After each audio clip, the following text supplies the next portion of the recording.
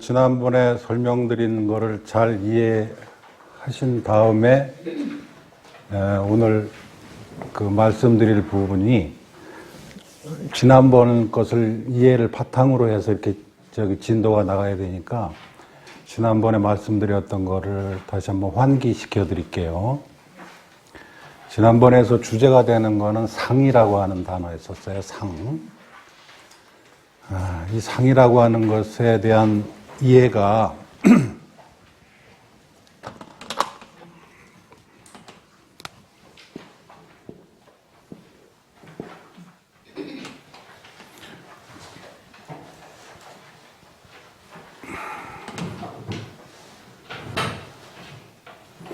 자,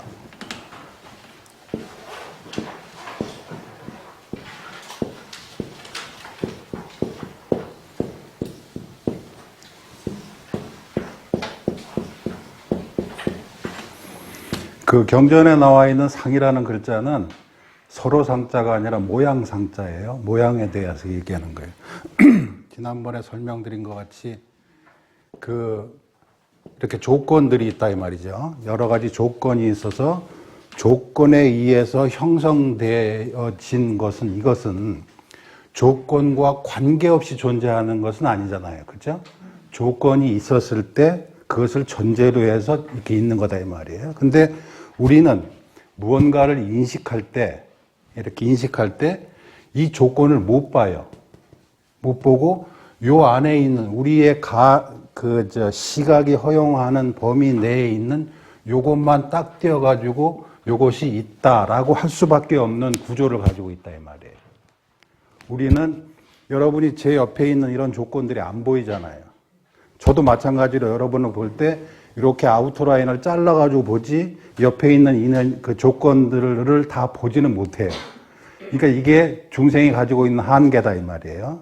자, 그래서 모든 것을 조건에서 떼어내서 따로 있다라고 하는 것, 이런 관계는 무엇과 똑같은 관계냐면 언어의 관계하고 똑같은 거예요. 언어의 구조는 뭐죠? 상징이에요, 상징. 사과 하면 머릿속에 사과라고 하는 이미지가 있는 거단 말이죠. 그래서 심볼이라고 하는 뜻이란 말이에요. 그래서 언어라고 하는 것이 구조가 조건에서 뭔가를 떼어내서 그것인 것처럼 하는 과정이 똑같아요. 그래서 우리의 모든 망상의 기본에는 언어가 깔려 있는 거예요. 언어. 우리의 편의에 의해서 언어는 무엇을 대체하는 거잖아요. 저기 가봐. 저기 빨간 불 있는 거, 빨간 등 있는데 가봐. 라고 했을 때 직접 안 가봐도 빨간 등이 어떤 것이라는 개념을 공유를 하고 공유된 것에 의해서 대화가 가능하고 생활이 가능하단 말이죠. 이렇게 편의에 의해서 만들어지는 것이 상이고, 그래서 이런 상은 사실이 아니고 편의에 의한 심볼일 뿐이다 이 말이에요. 정보일 뿐이다 이 말이에요. 그런데 우리는 이것을 실제화한다 이 말이죠. 언어를 하다 보면 우리가 말에 대해서 화를 내는 건 뭐예요? 누가 욕을 할 때 화를 내지 말일 뿐이니까 라고 넘어가지 못한다 이 말이에요. 그렇죠? 저 새끼 나쁜 새끼, 저 나쁜 년 뭐 이렇게 얘기를 하면 거기에 의미가 있는 것으로 우리가 받아들이고 화를 낸다 이 말이에요. 화를 낸다는 것은 실제적으로 받아들인다 그 말이잖아요. 상징인데 그냥 말일 뿐인데 허공에서 울리는 이 뭐예요? 이 음성이 이렇게 흔들리는 이런 거밖에 지나지 않는 것인데 그것에 대해서 화를 낸다는 것은 그것을 실제로 담는다 그 말이잖아요. 똑같아요. 이 상이라고 하는 것도 조건과 관계없이 마치 존재하는 상징이 있는 것처럼 생각을 한다 이 말이에요. 우리가 말을 듣고 화를 내는 거, 욕을 듣고 화를 내는 구조하고 똑같은 거예요. 이게 상이고, 이런 상은 어쩌다? 이런 상은 이것이 공하다. 이게 공하다 그 말이에요. 저 상은 실제하지 않는다 이 말이죠. 그래서 대승경전 금강경에서 말하는 상이 공하다라고 하는 것은 저런 의미다 이 말이에요. 이렇게 조건에 의했을 때는 분명히 있어요. 그죠? 조건과 같이 있을 때는 있는 것이 맞지만 조건과 관계없이 떼어내어서 무엇이다라고 믿어버리는 그것은 공하다 그 말이에요. 그럼 이걸 어떻게 해야 공하다는 걸 아느냐? 실생활에서 마음 먹은 대로 안 된다. 세상 사는 게 마음대로 안 된다. 라고 이렇게 두 개가 부딪히잖아요? 내가 마음 먹은 거하고 세상의 실제적인 모습하고 부딪히는 거예요. 그러니까 사람과 사람 사이에도 마찬가지예요. 네가 그럴 줄 몰랐다라든지, 내가 너를 믿었는데 그럴 줄 몰랐다라든지, 이런 모든 것들은 무엇에서 기인되는 충돌이냐? 상을 실제하는 것으로 믿는 것에서 일어나는 충돌이에요. 내 마음대로 세상살이가 마음대로 안 된다라고 했을 때, 내가 먹은 세상하고, 내가 판단한 세상하고, 실제 세상하고 부딪히는 거잖아요? 그럼 왜 부딪히는 거예요? 내가 생각하는 세상은 상이에요. 그 상은 실제하는 세상이 아니기 때문에 내가 생각한 상으로서의 세상은 세상과 늘 어긋나는 거죠. 그러면 이렇게 상을 만들어 떼어낼 때 뭐가 작동하느냐? 탐진치가 작동하는 거예요. 내가 보고 싶은 것만 잘라내요. 그러니까 맞지 않아요. 그러니까 내 마음대로 되지 않는다라고 하는 말이 사실이다 그 말이에요. 그런데 그 원인은 내가 먹은 상, 내가 파악한 세상에 대한 규정, 판단은 사실은 나의 탐진치에 의해서 내가 보고자, 원하고자 하는 것만 떼어내어서 그것이다라고 믿고 있는 그 전제 작업 때문에 그리하다 이 말이에요. 그러니까 세상살이가 내 마음대로 되지 않는 게 맞아요. 그렇죠? 그러면 이제 원인을 찾아 들어가는 거예요. 왜 우리는 저렇게 떼어낼 수밖에 없느냐?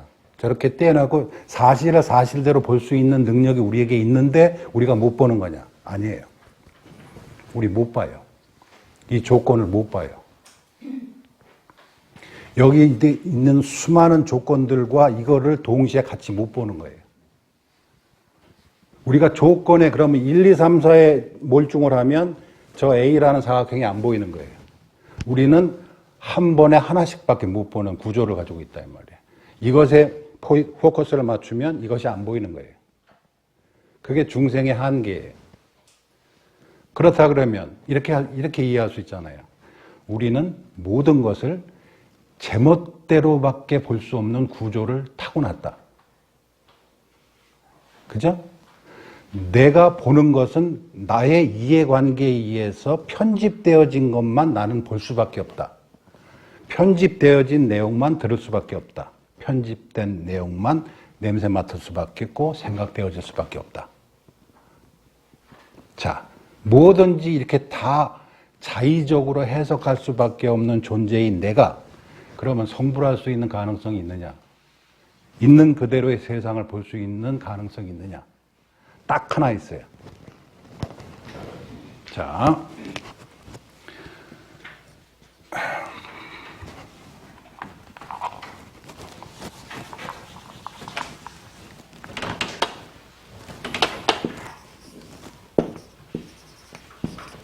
내가 있다고 쳐요. 내 귀와 눈과 코와 입과 머릿속에서 일어나는 모든 정보들은 이렇게 들어간 모든 정보들은 나에 의해서 이렇게 왜곡돼요. 6개의 감각, 본 것도 보고 싶은 것만 보고 들은 것도 들은 거. 이렇게 보면서 자기가 원하는 대로 보고 판단하고 내용을 내린단 말이에요. 그래서 모든 정보는 나라고 하는 이 객체를 통과하면 나의 임의에 의해서 판단된 것만 보여지고 들려지고 생각되어진단 말이에요. 이런 구조를 타고났어요. 그러면 이 사람이 있는 그대로 볼 수 있는 방법은 뭘까요? 이 사람이 뒤를 돌아서 이걸 본다 그래도 마찬가지란 말이에요. 나를 통과한 것은 무조건 왜곡되게 돼 있다 이 말이에요. 그럼 나를 통과하지 않은 정보는 나한테 의미가 없잖아요. 그럼 이런 구조를 가지고 있는 중생이 있는 그대로의 세상을 바로 볼 수 있는 길은 어디에 있느냐? 어디에 있을 것 같아요?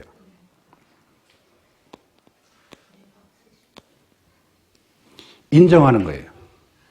나는 모든 것을 내 편의대로 볼 수밖에 없다라고 인정하는 거예요. 그러면 자기가 자기 눈으로 본 것을 신뢰해요, 안 해요? 신뢰하지 않아요. 자기 귀에 들린 것을 신뢰하지 않아요. 자기 머릿속에서 생각되어진 것을 신뢰하거나 집착하지 않게 된다 이 말이에요. 왜? 나는 내 위주로 생각되어진 것만 머릿속에서 떠오를 수밖에 없기 때문에 라는 것을 안다면 자기가 일으킨 것에 대해서 집착하지 않게 되는 거예요. 이것이 유일하게 모순을 타고난 중생이 해탈할 수 있는 유일한 길이에요. 나는 이러이러할 수밖에 없다라고 커밍아웃 하는 거예요. 발로 시키는 거예요. 자, 여기에서 중요한, 지난번에 제가 사구계라고 하는 거 설명했잖아요. 사구계 설명할 때 기억이 나시는 분도 계실까 모르겠지만, 제가 금강경을 처음 조천스님 거를 보고 느끼고 나서 뭐라고 막 쓴 것 중에서 두 가지 단어가 기억난다고 했죠. 첫 번째는 찰스 다윈, 진화론을 얘기한 다윈. 또 하나는 로보트라고 하는 단어가 기억난다라고 했죠. 자, 로보트라고 하는 것은 이런 거예요. 우리가 장난감 로봇을 조립을 해가지고 다 조립한 다음에 배터리를 딱 끼워가지고 그러면 장난감 로봇이 이렇게 걸어간다 이 말이에요. 그럼 걸어가는 것 말고도 자세한 로봇을 만든다면 사유하는 기능도 있겠죠. 뭐 왼쪽으로 가면 오른쪽으로 가고 뭐 이렇게 방향을 안다든지 뭐라고 말을 한다든지 상대방의 말에 대해서 리액션을 한다든지 이런 로봇을 만들 수도 있겠죠. 전원을 넣으면. 그러면 우리 몸이라고 하는 것이 이러이러한 조건에 의해서 팔다리를 조립시키고 배터리를 넣고 이렇게 조립되어진 내용 안에 있는 사유조차도 프로그램이 돼가지고 사유를 한다면, 그죠? 그런데 이 비유는 어떤 거냐면 로봇가 이렇게 다 조립을 해서 아주 자세하고 정밀한 정교한 로봇을 만들어서 얘기도 하고 생각도 하는 로봇을 이렇게 조립을 했다 이 말이에요. 조립이 되었다 이 말이에요. 조립된 로봇가 스스로 생각하기를 나는 로봇이다 라고 하는 거예요. 나는 조건에 의해서 사유되어진다 라는 생각이 이 로봇 안에서 저절로 일어나는 거예요. 그러니까 우리가 지금 여러분이 제 얘기를 듣고 머릿속에 판단하고 옛날 기억을 떠올리고 하는 이 두뇌 작용이 이렇게 프로그래밍 됐던 것들이 일어나고 있고, 그렇게 사유가 시작되도록 조건이 갖춰졌을 때 비로소 사유가 시작된다라고 하는 거. 만약에 그 중에서 배터리를 빼면 장난감이 못 움직이는 것처럼 여러분이 한 열흘 굶었다. 작동 안 해요. 사유가 작동 안 합니다. 배터리가 들어갔을 때 이게 진행되는 거란 말이에요. 그 진행되는 내용 중에 나는 무엇인가, 인생의 목표는 무언가, 나는 행복한가, 불행한가, 이런 모든 사유들도 그 안에서 일어나고 있는 사유들이란 말이에요. 그러면 로봇가 스스로 내가 로봇일지도 몰라라는 사유를 하기 시작하는 거예요. 그래, 이게 이 인간의 두뇌 중에서 맨 안에 있는 게 간뇌고, 이렇게 맨 바깥에, 그러니까 제일 나중에 진화되어 있는 계정이 이게 뭐예요? 피질이라 그런 거잖아요. 두뇌 피질. 이것이 이성을 담당한다 이 말이에요. 이 이성의 끝이 바로 나는 로봇일지도 몰라라는 사유라는 거예요. 로봇을 만들어 놨더니 로봇가 나는 로봇구나라고 아는 것과 똑같은 거다 이 말이에요. 우리가 수많은 진화의 과정에서 드디어 우리가 어떻게 조립되는 건가를 스스로 파악하는 단계에 이르는 거란 말이에요. 이게 이성의 끝이에요. 조립되어 있는 생명의 끝이다 이 말이에요. 그래서 붓다를 말할 때 인류의 스승이라고 할 때 그 인류의 스승은, 인류라고 하는 게 처음부터 인류가 만들어진 건 아니잖아요. 단세포 생물로부터 진화해가지고 이렇게 포유류가 된 거잖아요. 모든 생명의 역사의 맨 끝이에요. 내가 나라고 하는 것을 아는 것. 자기를 객관화할 수 있는 최종적인 거예요. 그래서 우리는 스스로 나는 이렇게 해서 이렇게 만들어진 건데 그 사유 안에 이러한 내용이 그 전체를 관람할 수 있는 거예요. 나는 이렇게 해서 구성돼서 이렇게 움직이는구나 라고 하면은 이제 뭐가 되냐면, 애초에 처음에 있는 맨 처음에 진화된 이 간뇌, 이 목덜미 안에 있는 애초에 간뇌는 치매 걸린 사람이 앞에 이 이성적인 부분은 다 죽어가도 이 뒤에 부분이 맨 살아남는단 말이에요. 이거는 뭐를 관장하는 거냐면 호흡, 음식, 생식, 똥 누고 오줌 누고 이렇게 하는 거. 요것만 담당하는 게 맨 끝에 거란 말이에요. 이게 맨 처음에 생겼다 이 말이에요. 그럼 치매 걸리면 앞에 게 죽으면서 먹고 자고 싸는 것만 저절로 할 수 있고 나머지는 다 잊어먹는단 말이에요. 그러니까 이게 순서상으로 인류 생명의 완결편이 바로 붓다가 말씀하신 해탈이라고 하는 것이고, 목적에 의해서 주어졌던, 그러니까는 이렇게 로봇 같은 거나 장난감은 이렇게 움직이도록 프로그램이 되어 있는데 그 프로그램 자체를 파악을 해버리고 프로그램 자체를 거부할 수 있는 권한이 처음으로 생기는 거다 이 말이에요. 나는 이렇게 살도록 되어 있지만 생각해 보니까 나 옳지 않아, 이건 나 안 할래 라고 거부할 수 있는 거예요. 모든 생명체 중에서 스스로 주어진 목적을 위배할 수 있는 유일한 권한이 인간에게 있는 거다 이 말이에요. 그게 삿불이사라는 말이다. 그게. 그래서 자기 스스로 가치관을 스스로 선택하는 거예요. 결혼해야 되고 뭐 애를 낳아야 되고 여자 보면 눈이 뺑 돌아가고 맛있는 거 보면 뭐 껄떡거리고, 이 모든 프로그램을 스스로 이해하고 거부할 수 있는 권한이 처음으로 생기는 거예요. 인간에게. 그게 인간이 가지고 있는 특권이에요. 특권. 그래서 그게 로봇이라고 하는 단어가 그렇게 해서 제 머릿속에 남아 있었던 것 같아요. 지금 생각하니까. 자, 그래서 우리는 스스로 상에 의해서밖에 인지할 수 없는 구조를 가졌지만 우리 이렇게 공부하는 거예요. 우리는 상에 의해서밖에 인지할 수 없습니다라는 것을 이해해서 어떻게 하는 거예요? 내가 나를 거부하는 거예요. 내가 나의 감각을 거부해버릴 수 있는 거예요. 이 거부가 바로 이성이고 이게 지혜라고 하는 것이다 이 말이에요. 스스로 선택하는 거예요. 스스로 본능으로부터 거부되어서 본능을 거부하고 스스로 선택하는 거예요. 가치관을.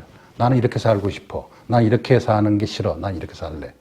라고 처음으로 자기 자신이 자기 자신을 파악함으로부터 인해서, 그러니까 인식 구조를 파악함으로부터 스스로 포기하는 것이 내가 있는 그대로의 세상을 바르게 보는 유일한 길이다라고 하는 것을 알게 되는 거예요. 그러니까 어렵게 말하지 말고 쉽게 말하면 이거죠.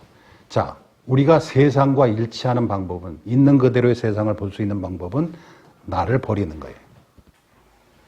나의 감각 기능을 믿지 않는 거예요. 그러나 우리의 모든 생명의 유지는 자신이 보고 들은 것을 굳건하게 움켜줘야 세상에서 살아남는다라고 알고 살아왔던 우리가 그것을 놓으려고 할 때 쉽지는 않겠죠. 믿지 않는단 말이야, 아직도. 나는 이거 놓으면 죽는 줄 알았단 말이야. 그래서 계속 놔라, 놔라, 놔라 라고 얘기하는 이유가 거기에 있다, 이 말이에요. 안 죽어요, 그거 놔도. 깨달았다고 그래서 갑자기 내 주머니에 있는 돈이 없어지거나 그러진 않는다, 이 말이에요. 근데도 계속 이걸 움켜쥐고 있어야 된다. 내 판단을 움켜쥐고 있어야 된다라고 생각한다, 이 말이에요. 그러나 내 판단은 나에 의해서, 나의 경험에 의해서 왜곡되어졌다, 이 말이에요. 그렇죠? 배고픈 삶을 산 사람은 그 시각을 가지고, 고정된 시각을 가지고, 배부른 삶을 살아온 사람은 거기에 맞는 시각을 갖는단 말이에요. 서로 자기의 환경에 맞는 시각을 가졌다라고 하는 것은 세상을 있는 그대로 보지 못한다는 뜻과 같은 뜻이다, 이 말이에요. 그렇죠? 그래서 이것을 비유로 할 때 많이 나오는 게 장님과 코끼리 비유잖아요. 경전에 나오는 얘기단 말이에요. 선천적인 장님 6명을 불러다가 코끼리를 만져보게 하고 각자가 만져본 바에 의한, 경험한 바에 의한 것을 이야기해라 라고 했을 때 자기가 만져볼 수 있고 자기가 촉감하고 생각하고 6가지 감각 채널을 동원해서 자기가 시각만 빼고 그것을 통해서 파악한 것을 서로 코끼리라고 하는 이름 속에다 붙일 거 아니에요. 내가 만져본 코끼리는 이렇게 호수같이 생겼다. 내가 만져본 코끼리는 이렇게 부채같이 생겼다. 라고 제각기, 자기가 경험한 것을 이야기할 뿐이잖아요. 우리 그런 구조하고 똑같다고 말이에요. 내가 경험한 바가 코끼리다라고 하는 것과 똑같다 이 말이에요. 내가 70억 인구가 가지고 있는 모든 경험을 다 할 수 있냐? 못하잖아요. 못하죠. 나에게 주어진 그 작은 부분만 경험하고 그것을 저 상과 일치시키잖아요. 코끼리라는 단어는 모든 사람이 같이 쓴단 말이에요. 내가 경험한 것을 나는 코끼리라고 생각한다 그 말이잖아요. 그렇죠? 그래서 이렇게 여러분들이 이제까지 움켜줘야만 살아남는다고 생각했던 그것들을 놔야 된다 그 말이에요. 나는 무엇이든지 내 위주로 나의 이해관계에 따라서 나에게 이익되고 나에게 해가 되지 않는 방향으로만 편집되어진 영상을 보고 소리를 듣고 사유를 할 뿐이다 라는 것을 인정하라 그 말이에요. 이렇게 인정하면 나에게 일어난 것들은 나에게만 국한돼서 일어난 것이지 모든 사람에게 강제력이 있는 부분이 아니다라는 것을 인정하게 된다. 그렇게 하면 어떻게 돼요? 안 싸운다 이 말이야. 안 싸워. 나는 이렇게 생각합니다. 당신은 그렇게 생각합니까? 당신의 환경이, 살아온 환경이 틀리기 때문에 그렇게 보여질 뿐이겠군요. 나도 내 환경이 이러하기 때문에 이렇게 생각되어질 뿐입니다. 두 개가 다 서로 싸우는 게 얼마나 어리석은 짓인가를 알게 되잖아요, 우리가. 그렇죠?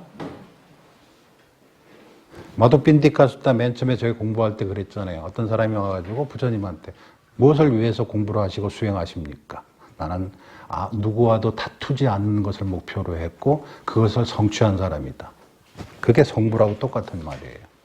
다투지 않는다면 우리가 이 세상에 대한 금생의 자기 삶에 대한 완전한 이해가 가능해진다 그 말이에요. 그게 열반이에요. 열반. 아셨어요? 버릴 수 있겠어요? 자기가 믿고 있는 거를? 여러분이 제 얘기를 듣고 머릿속에 제 얘기를 여기에 20명이 있으면 20명이 자기가 살아온 바탕, 교육받은 내용, 교육의 질 이런 거에 의해서 제 얘기가 여러분 속에 편집되어져서 하나의 상으로 또 남아요. 그렇죠? 그럼 다른 사람이 이상한 소리 하면 저 사람 저 스님이 하는 말을 못 알아들었구만 이렇게 혼자 판단하는 거예요. 우열을 또 판단하는 거예요. 그렇게 상이 있기 때문에 그 상을 버려라라고 하는 말이 아니에요. 나는 그렇게 상을 만들 수밖에 없는 구조구나라고 안단 말이에요. 상이 없이 존재할 수 있는 사람은 아무도 없어요. 우리는 천성적으로 왜곡된 상에 의해서 살아갈 수밖에 없게끔 진화되어져 왔다 이 말이에요. 그러니까 우리가 할 수 있는 거는 네가 틀렸다 내가 옳다가 아니라 나는 내가 옳다는 생각만 할 수밖에 없다라는 것을 인정하라 그 말이에요. 매 순간 매 순간. 이게 나중에 사구계를 설명할 때 다시 설명되어질 부분이에요. 이거를 잘 이해해야만 사구계를 이해할 때 도움이 돼요. 아셨죠? 자, 이게 이전까지 지난번에 지난주에 설명드렸던 상에 대한 이해예요. 이해하셨어요? 여러분이 금방 이해한 거는 무엇에 의해서 이해한 거예요? 상에 의해서 이해한 거예요. 그렇죠? 상이 나쁜 게 아니고 나는 내 위주로 상을 가질 수밖에 없다는 것을 늘 염두에 둬라 이 말이에요. 자, 그래서 금강경에 오늘은 그 뒤에 어디 부분이냐면 왜 지난번에 제가 그 얘기 드렸죠? 부처님께서 수보리에게 한번 무언의 설명을 한번 하셨다. 그런데 수보리는 부처님이 아무 말씀도 안 하신 것처럼 이렇게 만들어서 이야기를 끌고 갔다. 그 얘기는 이해하셨죠? 이것도 똑같은 거예요. 우리는 계속 저런 상 가지고 이해할 수밖에 없는데 부처님이 아무 상도 드러내지 않으니까 아무 말도 안 하셨네요 라고 했던 것과 똑같다 이 말이에요. 그렇죠? 그래서 오늘은 대승정종분이라고 하는 거 보세요. 그래서 수보리가 부처님께 이제 얘기하세요. 저 좀 들어볼게요 라고 이렇게 이야기를 이제 진행을 시켰어요. 대승정종분에 보면 불고수보리 부처님께서 수보리에게 말씀하시기를 제보살 마하살이 모든 보살 마하살 큰 보살들은 그러니까 깨달음을 추구하고자 하는 자들은 응여시 항복기심 이와 같이 그 마음을 항복시켜야 된다. 네가 그 마음을 컨트롤할 수 있어야 된다. 어떻게 하느냐? 소유일체 있는 바의 모든 중생 지류, 중생의 종류들, 난생, 태생, 습생, 화생, 색이 모양이 있는 거, 모양이 없는 거, 생각이 있는 놈, 생각이 없는 놈, 생각이 있지도 않고 없지도 않은 놈을 그 뒤에 아자가 들어갔어요. 내가 개, 다, 영, 그러니까 사역형이니까 들어가게 했다. 어디로? 무여열반. 다 열반에 들어가게 내가 했다. 라고 이제 가정을 한다면, 이 멸도지, 다 열반에 들어서 다 멸도시켰다. 해탈을 다 시켰다 이 말이에요. 시켰는데 여시 멸도 무량 무수 무변 중생 하되, 그렇게 해서 이 세상에 있는 모든 중생들을 내가 다 구제하고 제도시켜서 멸도를 시켰다라고 하되, 실제로는 무중생, 등멸도자, 멸도를 얻은 중생은 하나도 없다라고 이렇게 이해해야 된다. 그러니까 내가 모든 사람, 너무 이야기를 크게 하지 말고 줄여가지고 내가 누구를 도와줘서 그 사람을 잘 살게 했다. 그런데 실제로 잘 살게 된 상대방은 이 세상에 없다. 아무도 없다.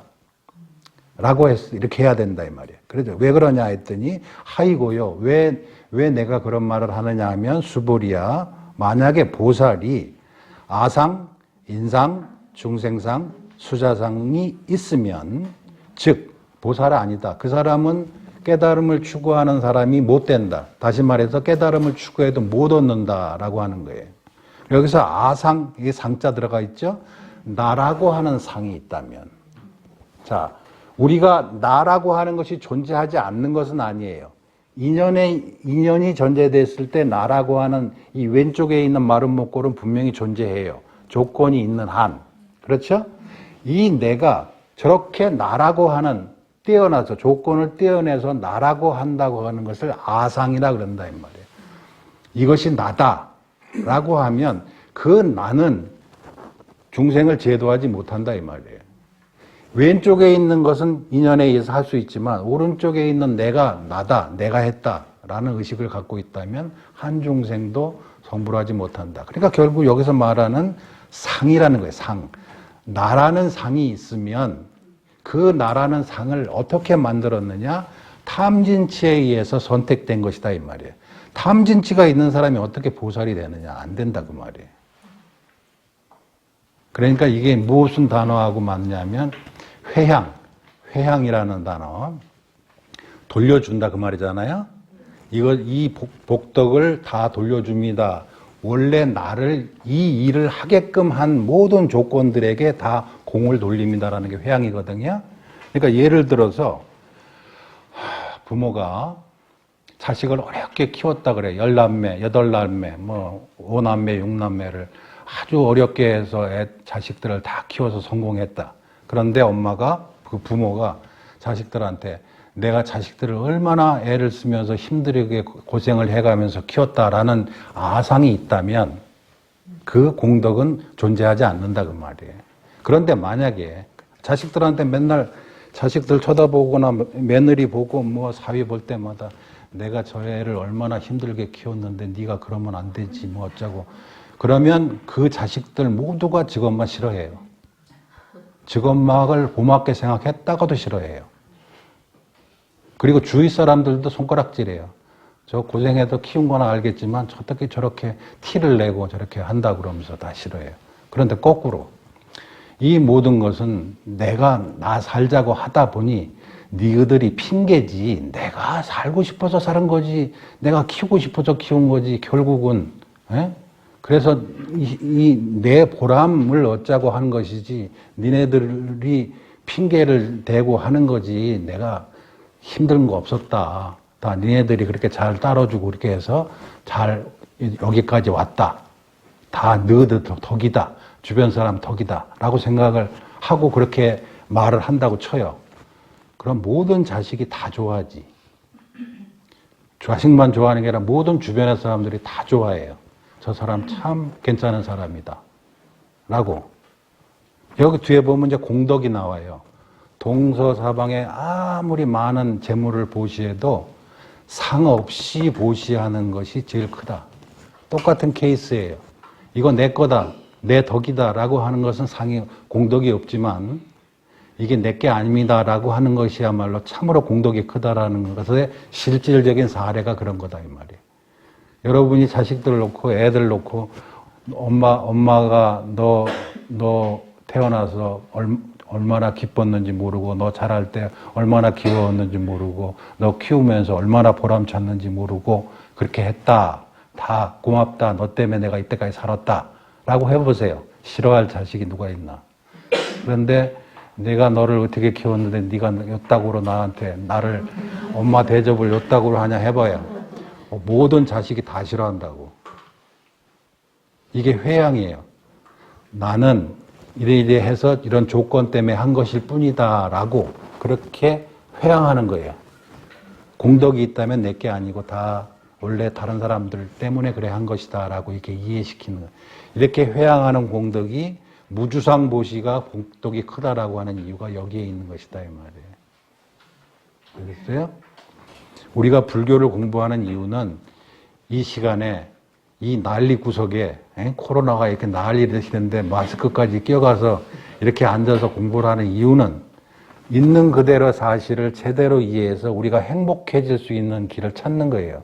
그거를 과학도 가르쳐주지 못하고 다 묻혔지만 부처님이 이미 발견하신 길을 설명하기 위해서 이 난리 구석에 여기 와서 이렇게 하고 있다 이 말이에요. 아셨죠? 그러니까 우리가 행복할 수 있는 길은 나라고 하는, 나는 내 위주로밖에 생각할 수밖에 없구나라는 것을 항상 염두에 두고 나에게서 일어난 모든 판단으로부터 내가 자유로워질 수 있다 이 말이에요. 내 생각이지. 백주 내 생각일 뿐이야 라고 해버릴 수 있단 말이에요. 아, 저 사람이 보면 화가 나는데 그것도 백주 아니니까 나라고 하는 조건에서 만들어진 판단이 저 사람에 대한 증오구나 라고 이해한다면 다른 사람에게 강제력이 없어요. 그런데 우리는 그거를 인정하지 못하고 그 시어머니들 맨날 며느리 흉볼 때 그러잖아요. 며느리가 뭐 어떻게 잘못했다고 막 얘기하면서 아니 오가는 사람들 길을 막고 물어봐라. 내가 틀린 말을 했나. 틀린 말 한 거예요. 오가는 사람 붙잡고 물어보라고 내가 잘못한 거냐. 며느리가 잘못한 게 맞지 않느냐라고 얘기한다 이 말이에요.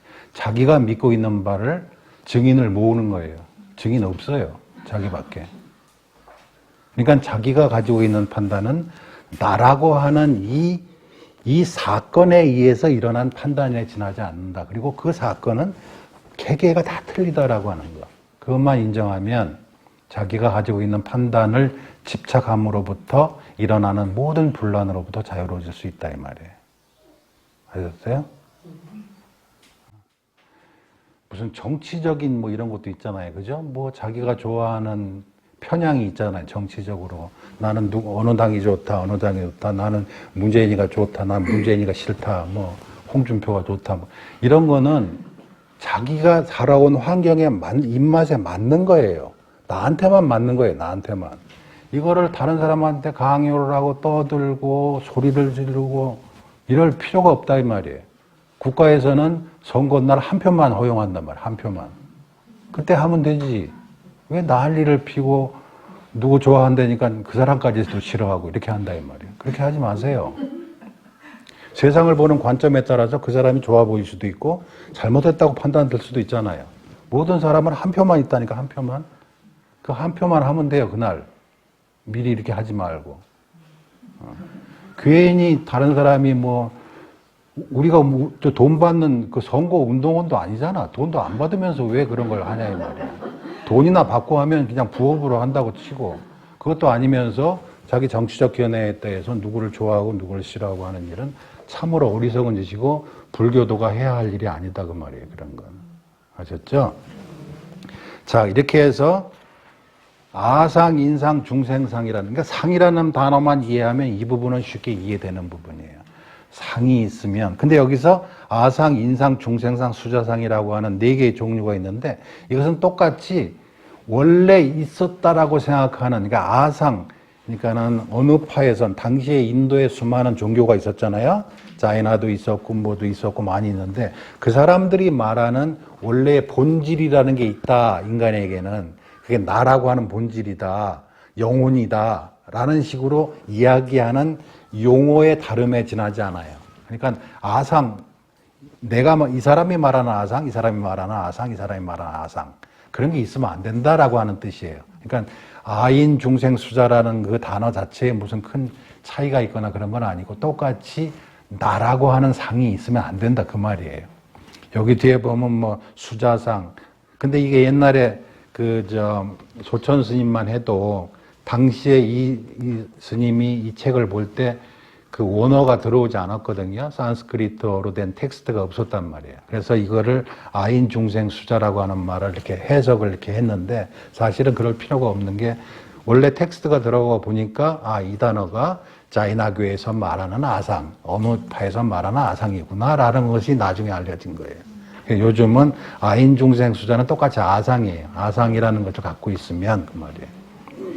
자, 그리고 그렇게 해서 상을 가지고 있으면 보살이 아니다라고 한다 그래서 잘 보세요. 이게 없다고 해서 사람이 없어지는 게 아니잖아요. 그죠? 일로 돌아오는 거잖아요. 원래 이런 것을 내가 이렇게 했을 뿐이니까 이것은 공하다라고 하는 뜻이지. 그죠? 그러니까는 상이 이러이러한 상이 있어서 나는 상이 가지고 있으면 보살이 아니다라고 그래서 그럼 상을 버린다. 상을 버리고 나서 그럼 아무것도 없느냐. 그 말이 아니죠. 원래 내가 가지고 있는 나는 상을 내 편의에 의해서 상이라고 이렇게 이미지를 갖고 있을 뿐이다라는 것을 버리는 것이니까 버려지는 것이 없어요. 왜? 원래 이게 없는 거니까 버려진 것이 없다 이 말이에요. 자, 어두운 밤길을 지나는데 이렇게 꾸불꾸불한 게 뭐나 있으면 뱀 그리고 깜짝 놀란단 말이에요. 근데 다음날 아침에 대낮이 밝았을 때 가보니까 새끼줄이 하나 있는 거다. 지나도 않는단 말이에요. 그죠? 그러면 어젯밤에 있었던 뱀이 어디 갔어요? 원래 없던 거잖아요. 마찬가지예요. 이 상도 원래 없던 건데 드러나기를 이렇게 드러나니까 마치 없어진 것처럼 생각한다 이 말이에요. 상을 버려라라고 하는 것은 그와 같은 것이에요. 없는 줄을 알아라라고 하는 것에 지나지 않는다 이 말이에요. 지혜를 통해서 비춰보면 낮에 가보니까 새끼줄이었더란 말이죠.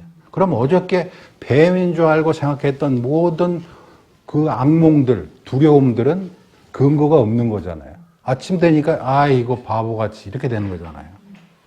우리가 사는 것도 마찬가지라 이 말이에요.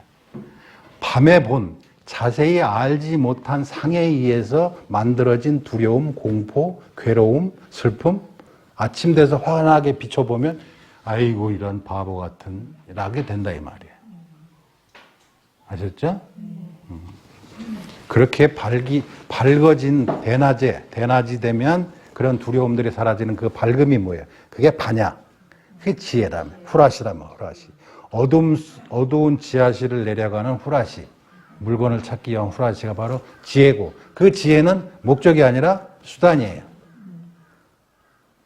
두려움을 극복시키기 위한 수단이다 이 말이에요. 그래서 반야 바라밀, 지혜를 조건으로 해서 수단으로 해서 내 인생을 완성시키는 것. 그게 반야 바라밀이고 그 반야가 금강과 같다라고 해서 금강 반야 바라밀경이다.